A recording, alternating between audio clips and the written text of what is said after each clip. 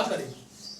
मैं कहता हूं कि इस कलाम को देखने से, जब आप इस कलाम की आयात को, लफ्जों को देखते हैं, तो आपकी आंखें पाक होती हैं, आंखों में पाकीज़गी आती है, सोचों में पाकीज़गी आती है, हमारे दिल में, ख्यालात में, हमारी जिंदगी में पाकीज़गी आती है। तो जिनकी आंखें खराब हों, क्या कलाम को पढ़ें, अगर देखें तो क्या उनकी आंखें ठीक नहीं हो जाएंगी? होंगी कि नहीं होंगी? तो जरूर है, इसको पढ़ने से आंखें खराब नहीं होती बल्कि आंखें ठीक हो जाती हैं। तो हमें जरूर है खुदा के कलाम की बरकत को हासिल करना है। तो आज हम खुदा के जिंदा कलाम में से पढ़ेंगे। दूसरी सलातीन की किताब है, दूसरी किताब सलातीन की। सलातीन का मतलब है बादशाहों की हिस्ट्री, यानी बादशाह, सलातीन बादशाह जो है उनकी हिस्ट्री जो है यहाँ पर लिखी है, जो इसराइल के बादशाह थे उनके दौर के जो बातें हैं वहां यहाँ पर लिखी हुई हैं। और बाब नंबर है 21 और हम इसकी 12वीं आयत से खुदा के जिंदा कलाम में से पढ़ेंगे।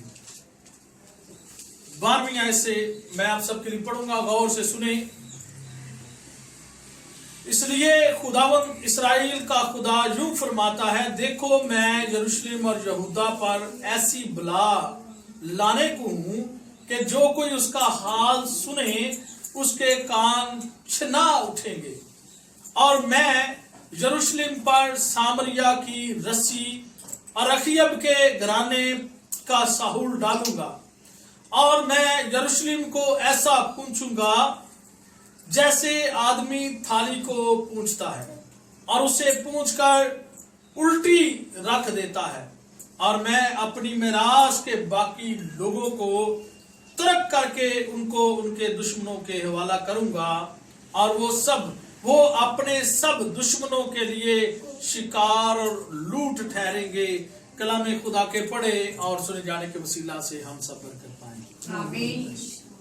तो मसीह में मेरे अजीज भाइयों बहनों, हाजरीन जमायत बच्चों, आज खुदा के जिंदा कलाम में जो आयात हमने तलावत की है, तलावत कलाम मुकद्दस जो हमने सुना है, इसमें अब वाज़िह तौर पर लिखा है कि यरूशलेम को खुदा कितनी सख्त अजियत से गुजारने वाला है।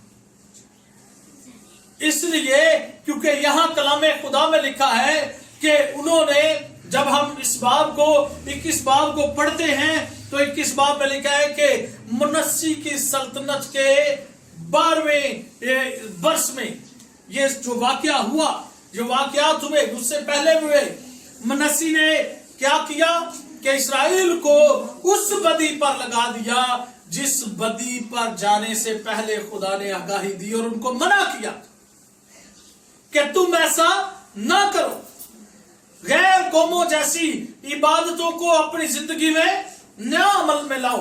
अगर 9वीं आयत पढ़े तो लिखा है, पर उन्होंने ना माना। उन्होंने क्या किया? ना माना। और मनस्सी ने उनको बहकाया कि वो उन कौमों की निस्बत जिनको खुदावंद ने बनी इस्राएल के आगे से नाबूद किया, ज्यादा बदी करें। खुदावंद ने अपने बंदों नबियों की मार्फत फरमाया, चूंकि शाह यहूदा मनस्सी ने नफरती काम किए और अमूरियों की निस्बत जो उसने पेशतर हुए ज्यादा बदी की, और यहूदियों से भी अपने बुतों के जरिए से गुनाह कराया। यहूदियों से क्या करवाया? गुनाह करवाया।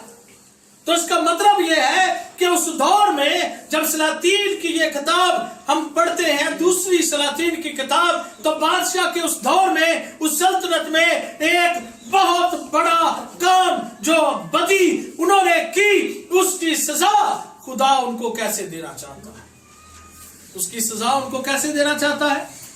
खुदा कहते हैं कि मैं सामरिया की रस्सी को और अहियब के घराने का सहूल उन पर डालूंगा। जहां पर रस्सी और सहूल को स्पेशली तौर पर यहां पर वाज़िह किया गया है। रस्सी से मुराद ये है कि वो बिल्कुल एक नाप के मुताबिक, यहां पर अदालत को रस्सी और सहूल के साथ जो है वो बयान किया गया है कि खुदावंद कहते हैं कि मैं उन पर एक बड़ा गजब उनके पर अभी बर्पा करने वाला हूं। बाइबल मुकद्दस में रस्सी के लिए, यहां पर जब रस्सी का जिक्र है तो रस्सी के लिए बाइबल मुकद्दस में कई मिसालें हैं, बाइबल मुकद्दस में कई मिसालें हैं। रस्सी को खुदावंद यीशु मसीह ने, खुदा ने अदालत की तशबीह के तौर पर इस्तेमाल किया। उसके अलावा जो लोग, अगर सलातीन की किताब में, पहली सलातीन की किताब में अगर हम पढ़ें तो पहली सलातीन की किताब उसके 20वें बाब में उसकी 31-32 आयत में देखें आप, तो उसके लिए एक लफ्ज स्पेशल इस्तेमाल किया गया, हुब्बल। क्या लफ्ज इस्तेमाल हुआ है? हुब्बल। अरबी में और अबरानी में ये दोनों ही लफ्ज एक हैं, अबरानी में और अरबी में, जिसका मतलब है रस्सी।